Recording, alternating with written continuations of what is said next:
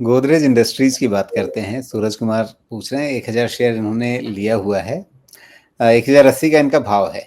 तो ये पूछ रहे हैं कि अभी होल्ड करें या निकल जाएं अब यहाँ से।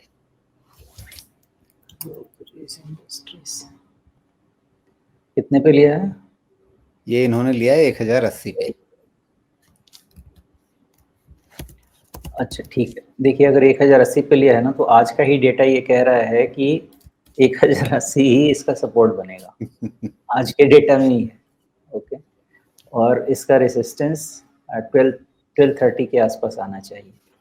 सो anywhere in the range of 1230 इसका रेसिस्टेंस आना चाहिए। सो 1080 के नीचे जब तक क्लोज नहीं होता है, उसमें ज़्यादा अभी फिलहाल वरी करने की ज़रूरत नहीं है, लेकिन क्लोज अगर हुआ उसके नीचे तो वरी करने की ज़रूरत बिल्कुल है। ओके, और 1230 के क्लोज के बाद ही इसमें हम फिर से आगे बढ़ सकते हैं, उसके पहले उसके आगे की विजिबिलिटी नहीं है। जी, तो कितना बढ़िया है ना। अगर आपको स्टॉप लॉस भी लगाना है तो अपने खरीद भाव पे ही स्टॉप लॉस लगा लेंगे अगर, और तो इनके लिए मतलब एक तरह से कहा जाए कि बहुत कंफर्टेबल सिचुएशन है जहाँ पर इन्हें नुकसान नहीं होगा अगर निकलना भी पड़ा तो। लेकिन फंडामेंटली मतलब ठीक है, 39-40 के आसपास का इसका पी मल्टीपल चल रहा है अभी। लेकिन अगर इसी तरह की दूसरी कंपनियों को देखें, पीयर ग्रुप को, एक बार कई बार ये भी लगता है कि भाई गोदरेज को आप ठीक ठीक कंपेयर करेंगे भी तो किससे करेंगे। बाकी जो नाम आते हैं वो एकदम थोड़ा सा अलग फ्लेवर वाले नाम हो जाते हैं।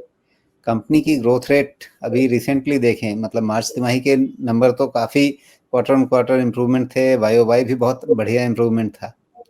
और उसके बाद शायद ये स्पाइक वहीं की थी। ये उसी का मामला है क्या? नहीं, ये तो फरवरी में ही ये स्पाइक हो गया था।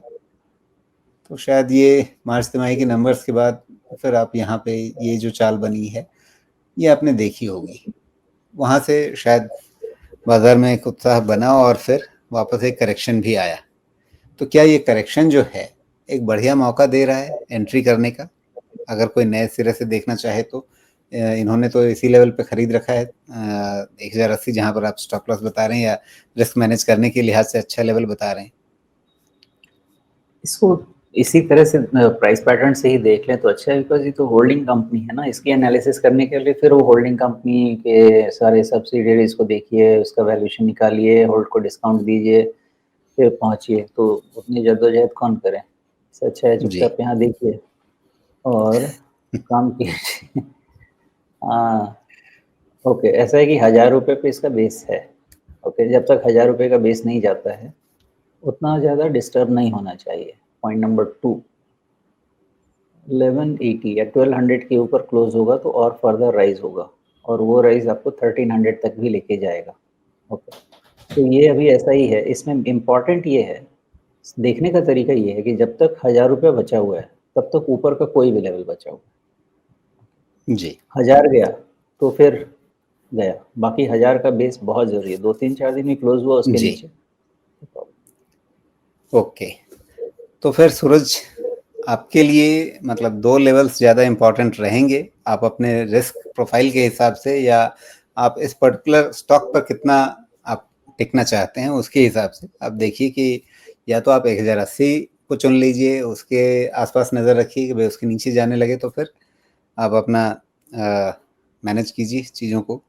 और अगर 1000 के नीचे जाने लगे तब तो फिर बिल्कुल ही आपको चिंता करनी चाहिए, उस हिसाब से अपना फैसला करना चाहिए।